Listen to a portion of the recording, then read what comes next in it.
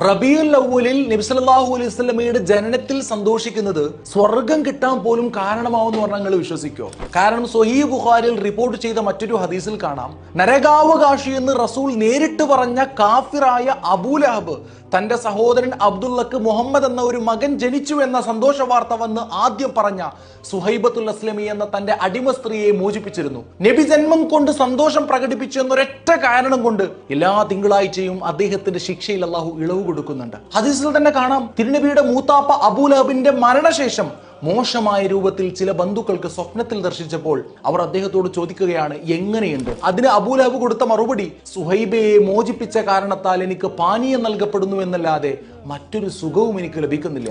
അപ്പൊ നബിയുടെ ജന്മദിനത്തിൽ സന്തോഷിച്ചതിന്റെ പേരിൽ ഒരു കാഫിറിന് പോലും ശിക്ഷയിൽ ഇളവ് കൊടുത്തിട്ടുണ്ടെങ്കിൽ മുസ്ലിമായ നമുക്ക് അള്ളാഹു പ്രതിഫലം തരില്ല എന്നാണോ നിങ്ങൾ പറയുന്നത്? അബൂലഹബിന് ഈ അനുഗ്രഹം ലഭിച്ചത് നബി സല്ലല്ലാഹു അലൈഹി വസല്ലം തങ്ങളുടെ ജന്മദിനം കൊണ്ട് സന്തോഷിച്ചത് കൊണ്ടാണെന്ന് ഇബ്നു കത്തീർ റഹിമഹുല്ലാഹ്, ഇബ്നു ഹജറുൽ അസ്ഖലാനി റഹിമഹുല്ലാഹ് തുടങ്ങിയ പല മഹാന്മാരും രേഖപ്പെടുത്തിയിട്ടുണ്ട്.